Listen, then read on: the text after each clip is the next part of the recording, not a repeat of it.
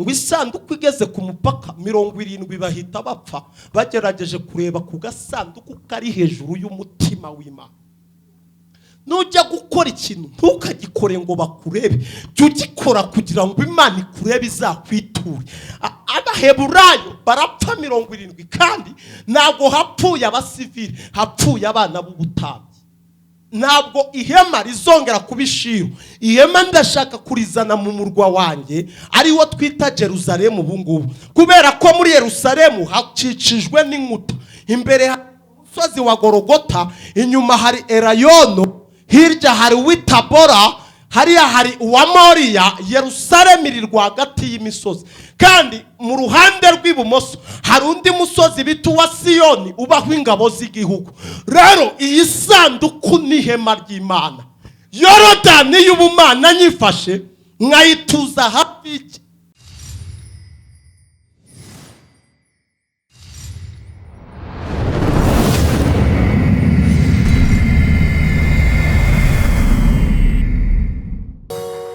Amazina nitwa Ngoyi Patrick, ndi evangeliste. Naturutse Rugende, itorero ni Nayoti United Noble Church. Nishimiye kubana namwe.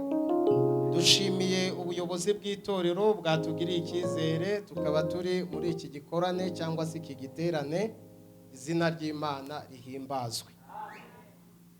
Fata abantu babiri mu biganza ubabwire ngo uyu munsi Imana yegura icyaguye mu buzima bwawe.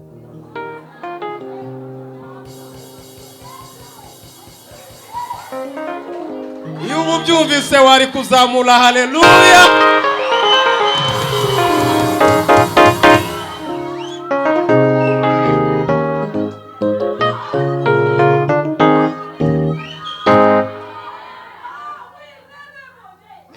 Munyemerere ndaje mu kanya. Reka dusome ijambo ry'Imana. Ibintu ni byoroshye. Birasaba ko iki kibuga gitwarwa n'umwuka w'Imana cyane. Dusome igitabo cya Amose ibice ni 9, turasoma umurongo wa 11. Igitabo cya Amose nsubiremo rimwe, dusome umurongo wa 11. Aravuze ngo uwo munsi nzegura ihema rya Dawidi ryaguye, nica ibyuho byaryo, kandi nzasana ahasenyutse haryo, nzaryubaka rimere nk'uko ryahoze kera. Amen. Munyemerere nsubiremo niba ntacyo bitwaye. Aravuze ngo uwo munsi nzegura ihema rya Dawidi ryaguye, nica ibyuho byaryo, kandi nzasana ahasenyutse haryo, nzaryubaka rimere nk'uko ryahoze kera. Amen. Imana yo mu ijuru ibishimirwe, kandi tunejejwe n'ijuru ryatugiriye icyizere, kandi nanone tukaba tubahagaze imbere kuri iyi tariki. Izina ry'Imana rihimbazwe. Nshimiye Imana kongera kubona inshuti yanjye, umuvandimwe Mugoboka. Imana Umugisha. Nejejwe no kongera kubona bishop wanyu, ndamukunda. Imana imuha umugisha kandi ufite izina. Naherukaga apostle kera cyane muri Hill of God Church, riyobowe na Chasti. Nejejwe rero n'Imana ko nongeye kumubona. Imana ibishimirwe. Imana yo mu ijuru nishimwe. Bibiliya dusomye ivuze ku makuru y'ibintu birebana n'ihema.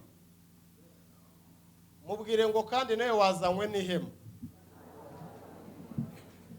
Twumvise amakuru y'ibintu birebana n'ihema, kandi iri hema dusanze ryaraguye. Ariko tukibaza ngo ninde wagushije iri hema, ko nta ntwaro yigeze icurirwa kukurwanya izagira ikigutwara. Bibiliya avuga ngo niyo ire mu murimbuzi urimbura, ariko kandi nta ntwaro irimbura yigeze imuremana.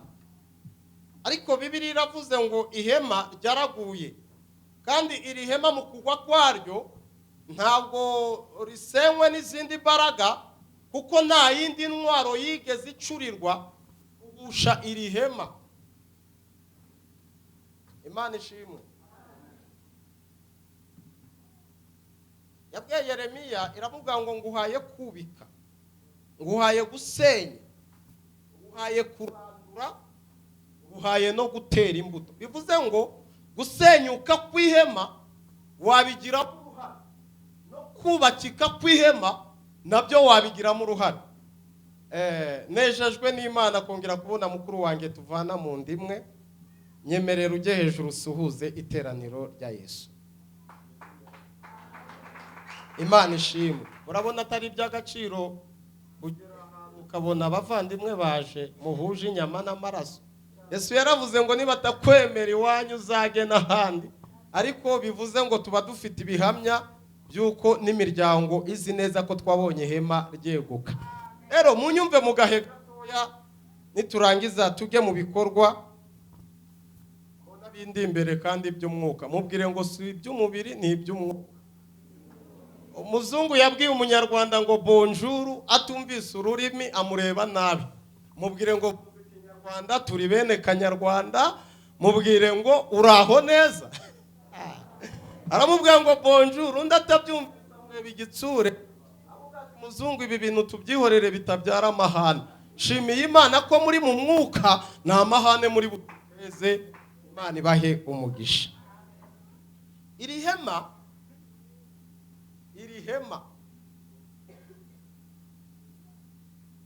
insanganyamatsiko iravuga ngo gukurwaho igitutsi.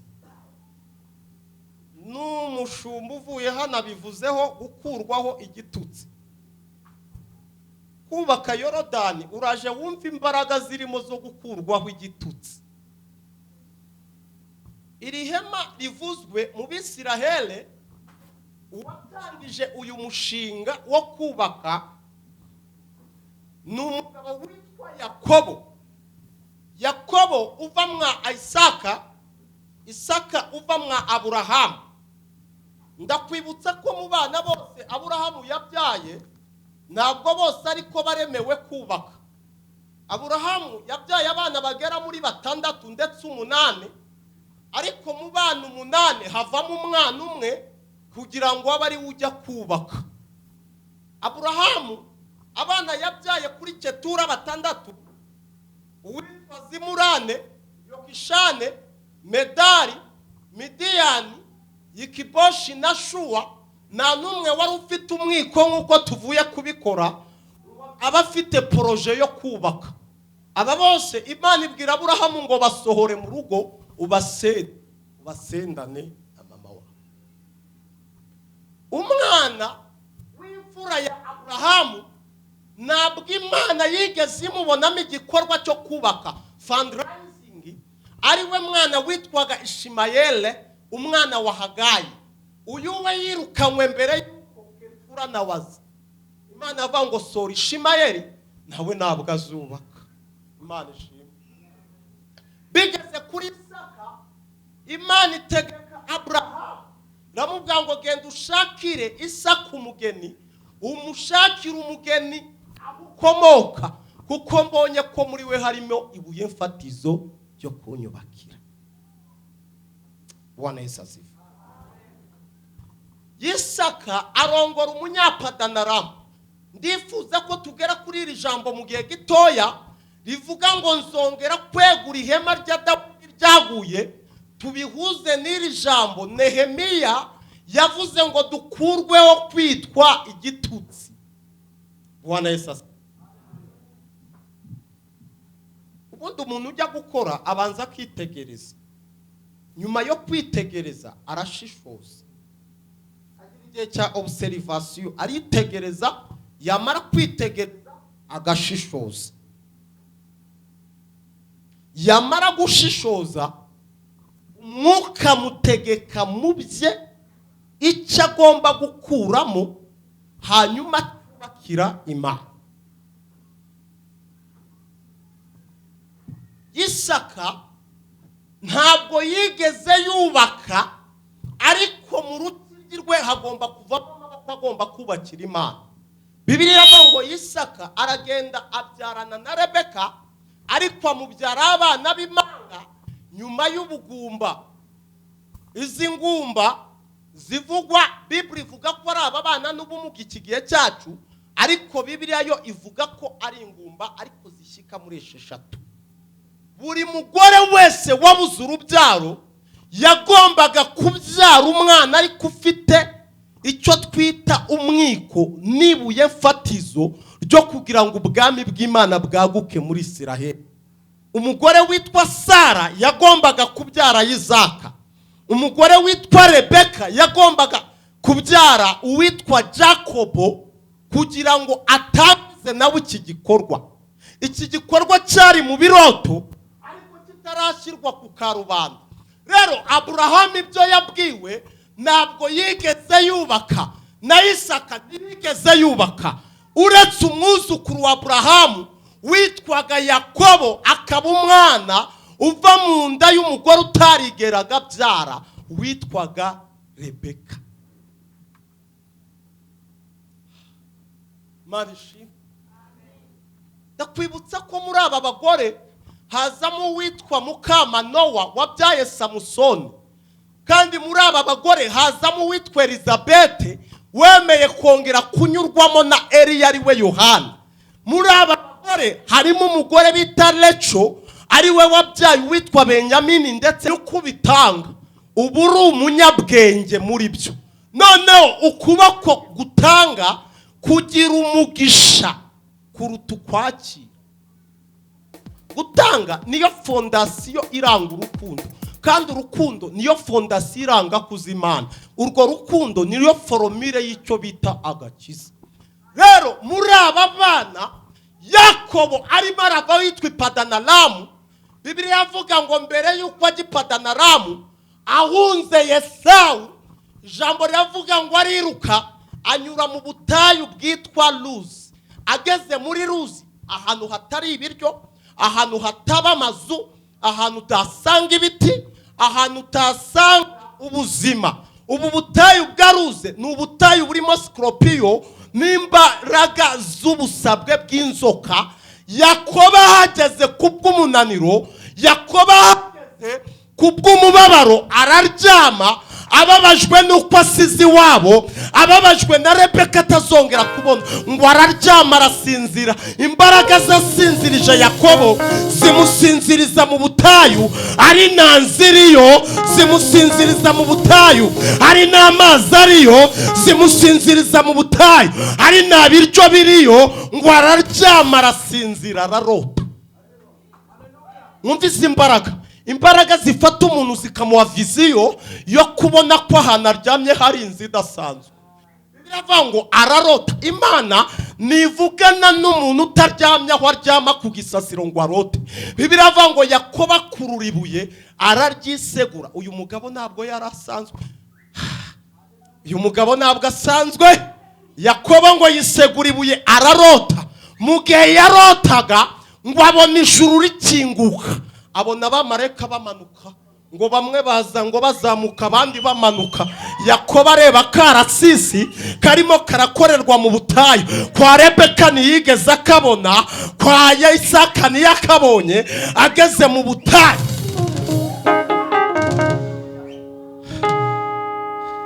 tagira ngo twubake Yorodani ni ikintu gitoya.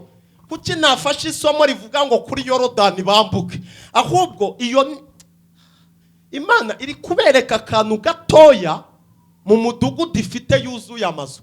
Imana kuba yaterura kadasiteri kayikura mu mudugudu w'amakadasiteri ni akantu gatoya. Ihishurirwa uhabwa uriruta cyane, kuko iby'Imana yibwira kukugirira bifite imbaraga nyinshi cyane. Abana beza, hari abantu bari kumwe nanjye ngo dufatanye kubakira Imana. Reka mbabwire, ibitsi igipindi ahubwo ni cy'umwuka w'Imana ashaka gukora.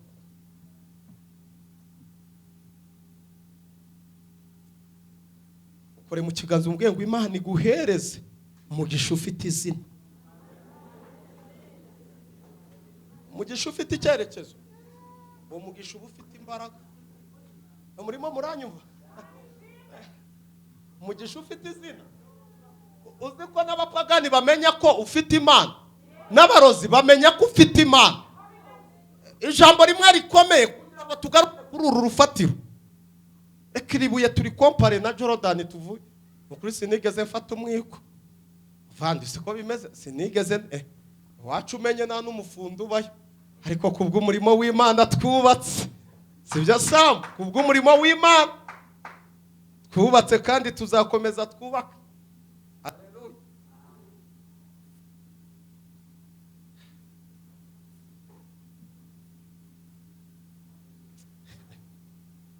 Bari baho umugisha. Undi uvuze umugisha si ngombwa ngo umbwire ibindi. Ngo imbaraga n'amavuta kwaguka, ngo indishyi z'akababaro kubigumamo, ibyo byihorere uvuge ngo Imana ime umugisha. Ijambo umugisha ni ubusobanuro bw'ibyiza byose biva ku Mana. Rero reka kubw'igihe tugaruke kuri Yakobo. Reka naka nkavuge. Murebe mu maso, mubwire ngo ni ukuri kw'Imana ihoraho ukorera. Mubwire ayo magambo. Mubwire ngo ni ukuri kw'Imana iriho ukorera. Mubwire ngo nawe isi yo ikurebye, mubwire ngo isi ikurebye kugira ngo igupezanye amasezerano ubitse nayo birabicanga.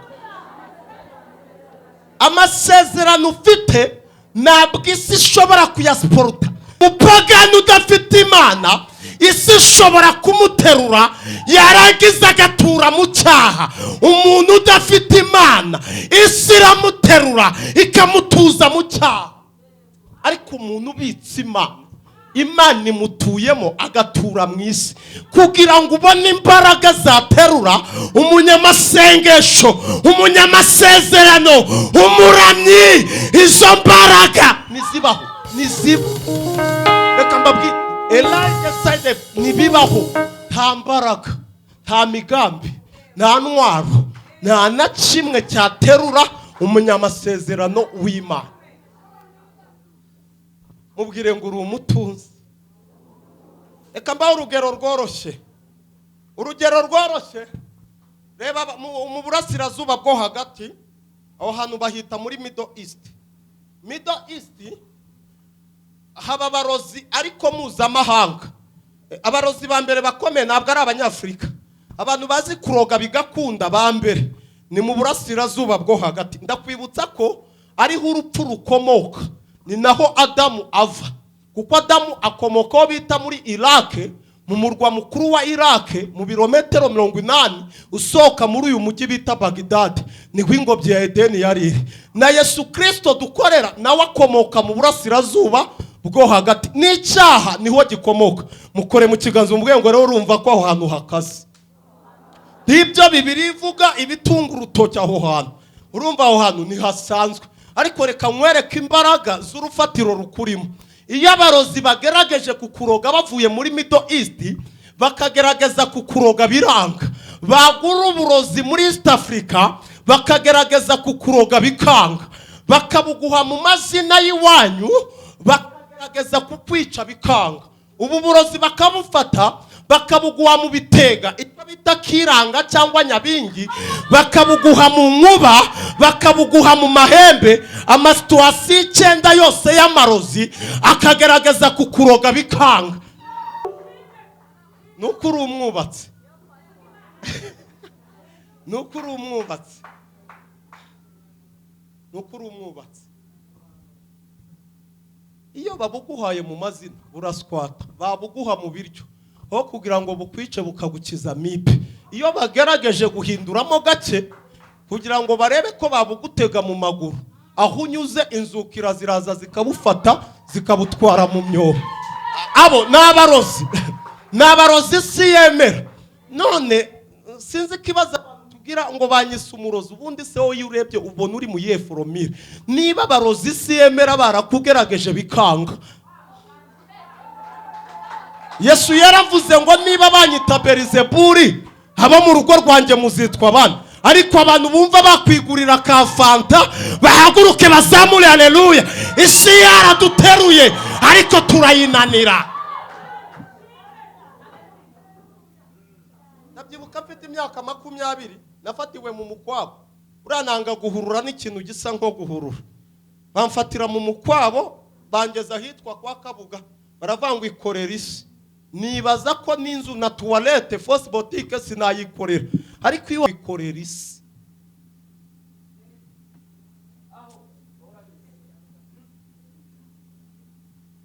ubwire ngo nta migambi, nta migabo, nta bubasha, nta butware na bumwe byaterura umunyamasezerano w'Imana. Unyumve, ugiye gusoza iki gice, ko ndifuza ko mubyumva, unakora ibyo mwumva. Burya umuntu ukora ibintu mu kigare aba ameze nk'ujugunya, ariko umuntu ukora ibyo azi aba atumye icyo atanze. Noneho Yesu yaje nk'icyo bita message, yaje nka message, ariko kandi aza nk'igitambo. Noneho Imana ishimirwe yuko twebwe ibyo dukora, ubundi umunyembaraga icyunzwa batanga niyo mikorere ye, ni nabwo bugingo bwe. Rero umuntu nawe yafashe mu byagatanga aba ameze nk'utanze amaraso ye n'imbaraga ze n'imikorere ye. Mpamvu yo kuvuga ngo ibyo bitanzwe ngo ni ubukene sinyatsi.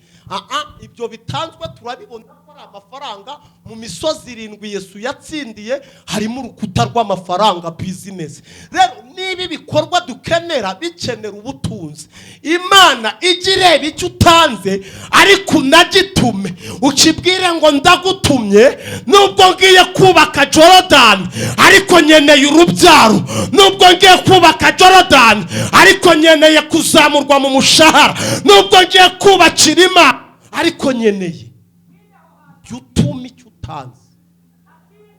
Nimukabe nkaho hari umwuka wa debate. Uwo mwuka ni bya biboro bita ngo nibiki nibiryaki nibirya. Imana ishimwe ko nabarezi barimo hano, harimo abantu basobanutse. Ntabwo hano nta debate ihari, ahubwo turimo turasobanukirwa icyo bita gukorera Imana. Mbere yo kubaka bakaputa, abafundi bose bahura na enjeniyeri. Enjeniyeri agomba kubabwira ibyo bakora. Imana ishimwe. Hari abandi bakinshigikiye? Kane, samavuta Imana ishimwe yo kwisiga yasutse aho hantu. Yahasutse amavuta ya section ya 5, amavuta yimika abami, akimika abatambyi, amavuta ashyiraho abahanuzi. Ayo niyo mavuta yagendanye. Aravuga ngo nubwo ndi kugenda njyenyine ariko ngendanya amavuta ya Erayon. Aravuga ngo aya mavuta azanyuza ahataba ubuzima mbona ubuzima. Atwara ayo mavuta ngo ayasuka kuri rya buye ahitwaga ubutayu bw'aruzi, ahindurira izina ahita Beteli. Aravuga ngo aha hantu misi inzu y'Uwiteka. Nanjye nagaruka aha hantu, ntabwo nzaza ngo nkomeze, ahubwo nzahatangira ibitambo by'uko icyo umwami Imana yambwiye gisohoye. Imana yo mu ijuru ishimwe. Uyu munsi ikikuri ku mutima Imana ikigendemo kandi igira iki gikoramo.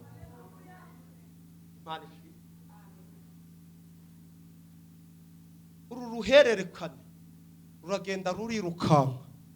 Bibiri avuga ngo Yakobo ava i Padanaramu aza afite abana 13 nihute. Aza afite umwana witwa Rubeni, aza afite Lewi, aza Simiyoni, aza afite na Yuda. Aza ahetse uwitwa Zeburuni, aza afite Naftali, afite uwitwa Gadi, uwitwa Dani, afite umwana witwa Sheri, Isakari, Yosefu na Benjamin, n'umukobwa witwa Dina. Aba bana bose Imana ibitegereje ibona amaboko yo kubaka muri bo ari mu bana babiri. Mwanyumvise? Amaboko yubaka ntabwo ari ubwinshi, ahubwo ni ukuba bakeya ariko bisobanukiwe, bazi n'ibyo bagiye gukora. Ntabwo kubaka ikintu bisaba ubwinshi, ahubwo bisaba ishyaka.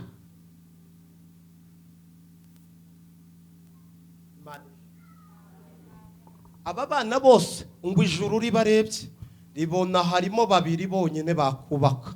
Ribona harimo umwana witwa Yuda, harimo n'uwitwa Benjamin. Abo bonyine nibo bakubaka. Rubeni ni yakubaka bashingiye ku busambanyi bwe. Lewi na Simiyoni bashingiye ku rugomo no kumena amaraso. Ntabwo aba bana bose tugiye kubarondora simbigemo, ntabwo bakubaka uretse Yuda n'uwitwa Benjamin. Bibiliya iravuga ngo aba bana baza kujya muri Egiputa bakurikiye umwana wa 11 Yosefu, kandi si ufite urufatiro rwo kubaka. Bavayo bamaze imyaka 430 ngeraho twasomye. Bamaze kugaruka mu gihugu bayoborwa n'inkiko ariko zigera mu 8. bayoborwa n'abacamanza. Utiniyere nta bubasha bwo kubaka yari afite, ariko ndakwibutsa ariko byubakwa mu buryo bwa mobile. Witwa Utiniyere yarindaga ihema, ntabwo Utiniyere yubatse, yarindaga ibyonnyi. Haraho dusoma muri Nehemiya ngo Senibarati, Tobiya, Geshumu, abarinzi bo bahozeho, ariko abarinzi si bo bubaka.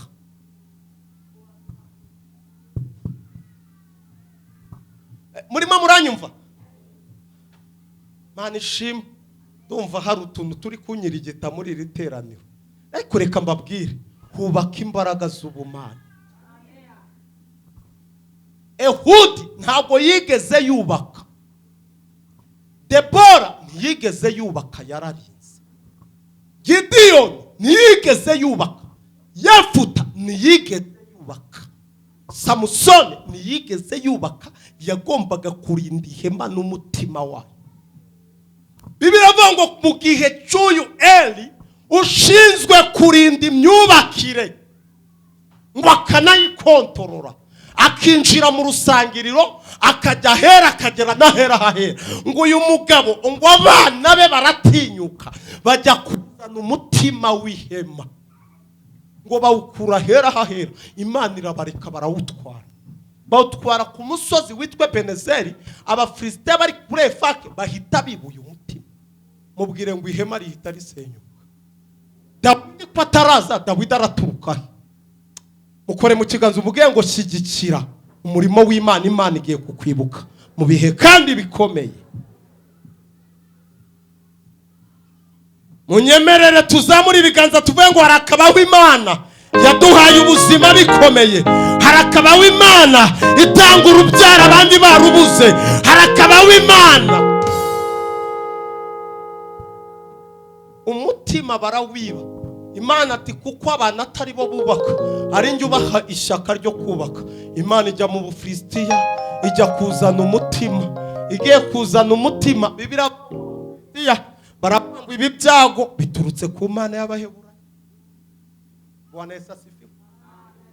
Biturutse, barangije baravuga ngo mushyiremo agasanduku kagomba guherekeza uyu mutima w'Imana y'Abaheburayo, kuko ikunda gutambirwa. Ariko aka gasanduku kishe benshi muri Isiraheli. Ngo isanduku igeze ku mupaka 70 bahita bapfa, bagerageje kureba ku gasanduku kari hejuru y'umutima w'Imana. Nujya gukora ikintu ntukagikore ngo bakurebe, jya ugikora kugira ngo Imana ikurebe, izakwiture. Abaheburayo barapfa 70, kandi ntabwo hapfuye abasivili, hapfuye abana b'ubutambyi. Isanduku Sawuli ntiyigeze amenya ko yagarutse, ariko ihema ryarasenyutse, umutima urukwawo n'ihema rirugwa. Bibiliya ivuga iki? Avuga ngo mu gihe cya Dawidi, iryo jambo twasomye ngo zongera kwegura ihema rya Dawidi, ariko ryaguye. Dawidi aravuga ngo ngiye kuzana umutima musubize mu ihema, kandi impamvu biba nuko ihema waritobora ukinjira. Ariko ndamutse nubatse inzu ariko ikomeye, nta muntu wakwinjira ngo yibe. Avuga ngo icya kabiri, ntabwo ihema rizongera kubishiro. Ihema ndashaka kurizana mu murwa wanjye, ariwo twita Jerusalemu ubungubu, kubera ko muri Yerusalemu hacicijwe n'inkuta. Imbere hari umusozi wa Gologota, inyuma hari Elayono, hirya hari Witabora, hariya hari uwa Moriya. Yerusalemu iri rwagati y'imisozi, kandi mu ruhande rw'ibumoso hari undi musozi bita uwa Siyoni ubaho ingabo z'igihugu. Rero iyi sanduku ni ihema ry'Imana. Yorodani y'ubumana nyifashe nkayituza hafi y'ingabo za Isiraheli, ntabwo byasenye.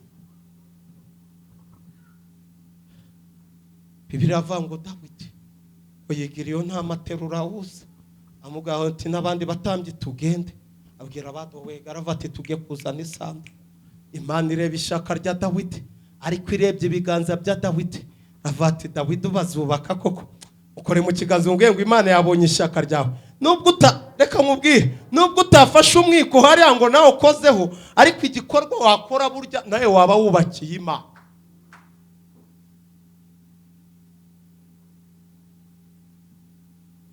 Munyumve, nibwo Dawidi yagiye kuzana isanduku igenda, Bibiliya avuga ngo basanga amahame y'iyi sanduku n'agasanduku babirekeye mu ihema aho ngaho ry'umutambyi wo mu ntara. Arababwira ngo rero byaje gutya mu bitware gutya.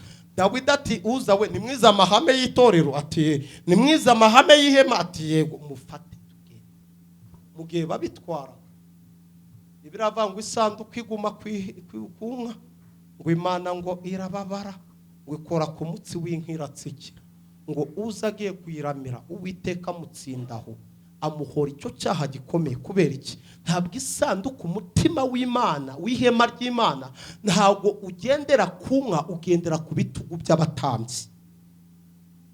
Apfa azize icyo cyaha, Dawidi aho hantu ahita perasuza avuga ngo Uwiteka asumiye, uza uburakari bwe burakongejwe. Avuga ngo iyi sanduku tuyishyirehe, mumbwire umuntu ushobora gupfa nace ku matangazo, mumbwire umuntu ushobora gupfa nibamenye imikorere, umuntu utarigeze yubakira abakene, umuntu utatanga mituwe, mumbwire umuntu wapfa igihugu n'igihungabana. Nta muntu muzi muri iyi karitsiye. Reka nkubwire, nubwo isi itakumenya, nubwo igihugu kitakumenya, ariko Imana yatumye ubaho irakuzi.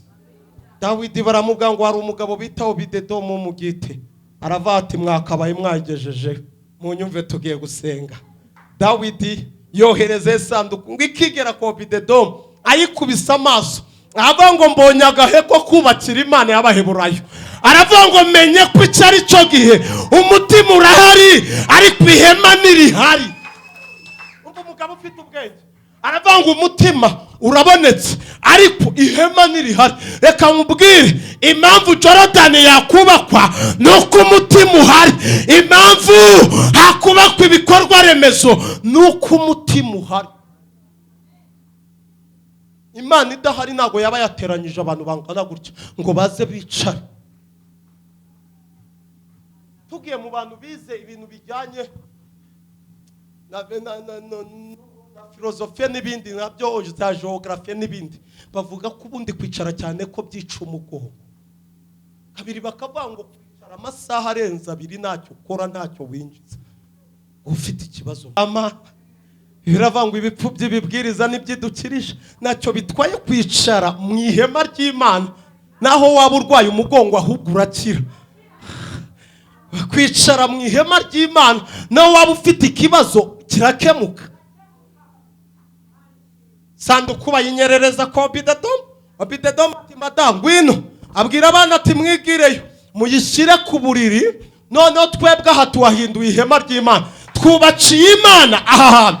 Bibwiye ko Obidedomu agiye gupfa, ariko agira ishurirwa, aravuga ngo reka nange ngira ikintu nkorera Imana y'Abaheburayo, ngiye kuyubakira. Ubutabazi uyu mugabo koko wohereje umutima ngo apfe, kuko babonye ko Imana itinda kurakara ariko ikihutira imbabazi. Ngo isanduku bayigezeyo, mu gihe bayigezagayo ayituza ku buriri, abwira umugore ati wareka gato nkayivuga ibigwi tutarubaka. Imana nayo yicaraho hano ibiramanutse, ati reka numva abantu bagiye kumvuga ibigwi. Umugabo ati niyo ya Mana yaremye Adamu na Eva. Umugore ati niyo twumvise mu mateka. Ati do iyi niyo ya Mana yaremye sogokuruza wacu Aburahamu. Umugore ati niyo ndayumva. Avuga ngo iyi niyo ya Mana yatandukanyije inyanja itukura Abisirayeli bakambuka. Umugore ati yo ni Imana.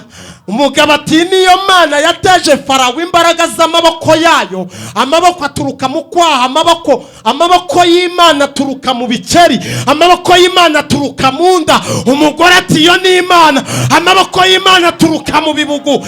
Imana iyo yiyambuye ukuboko ikiyambura ukw'ibumoso ikiyambura ukw'iburyo, kavango zagukirisha amaboko menshi. Amaboko y'Imana yaturuka muri karitsiye urimo, ubwo butaka bwaba amaboko y'Imana. Obidedomu avuga Imana, aravuga ngo iyi niyo Mana iyi niyo Mana yabanyujije muri Yorodani. Umugore ati niyo. Umugabo avuga Imana ngo yakubise ba Ogi. Umugore ati niyo. Ati mugabo wavuze none bugiye kuba ni mugoroba, watambye igitambo cya mu gitondo ko bayizanye mu rukerera ngo dupfe, waretse nange nkayivuga ibigwi nijoro. Umugore ati reka nange nyivuge. Uyivuze muri style y'abagabo, reka nyivuge muri style y'abagore. Aravuga ngo iyi niyo Mana yahaye Adamu umufasha umukwiriye. Umugabo ati ndabyibutse. Arongera ngo iyi niyo Mana yahaye Sara gusama ageze mu zabukuru. Umugabo ati ndiyo. Umugore ati iyi niyo Mana yahaye Rebeka urubyaro. Umugana ngo bazamure haleluya. Abantu bumva Imana muri iri teraniro bazamure haleluya. Abantu bumva Imana muri iki giterane bongere haleluya.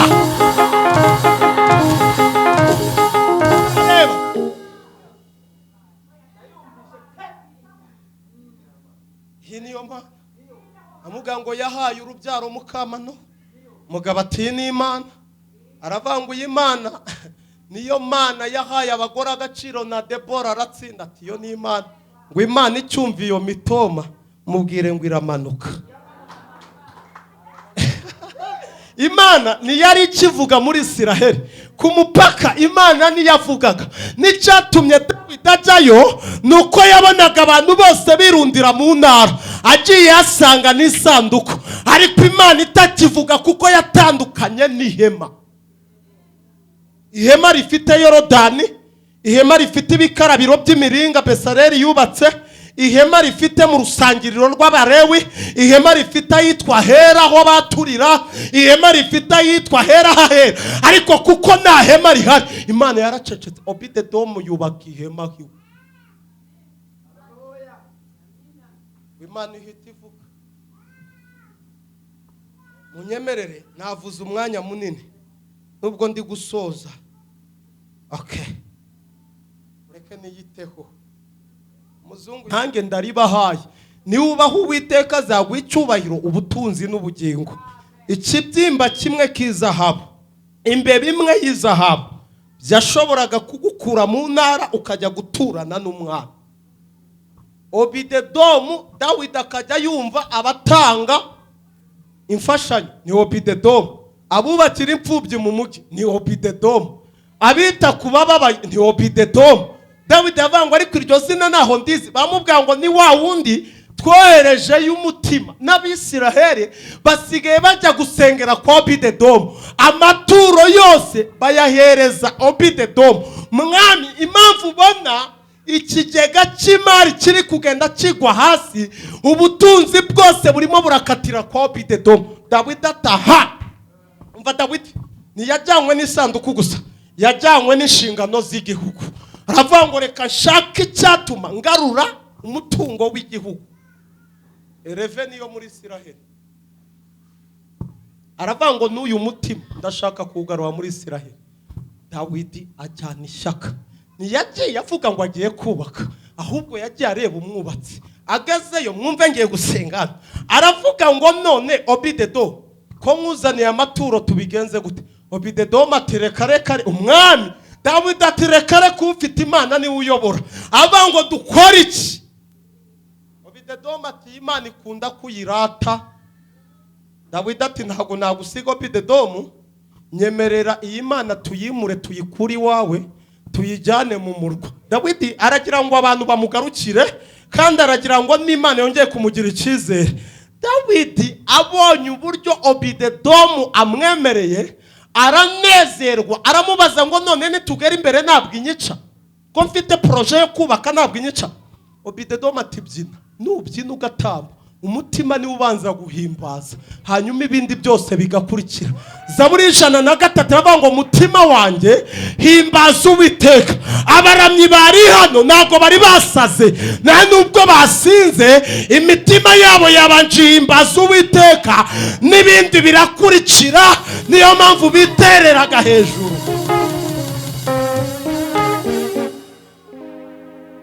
Dawidi acyura isanduku, agenda abyina atamba, ngo umwitero uragwa genda vati ndayicuye ngiye kuyubakira. Imana yareba proje ya Dawidi ati Dawidi ati ndashaka kukubakira mana.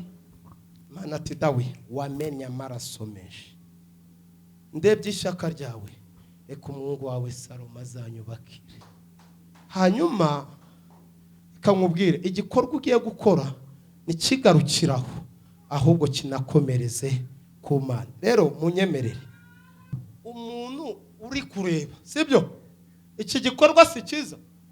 Erayono ntituyikeneye kuyibona byibura nayo ifite pisine yayo, Yorodani yayo. None se turajya kubikorera ahandi natwe dushoboye? Hanyuma rero kubw'iki gikorwa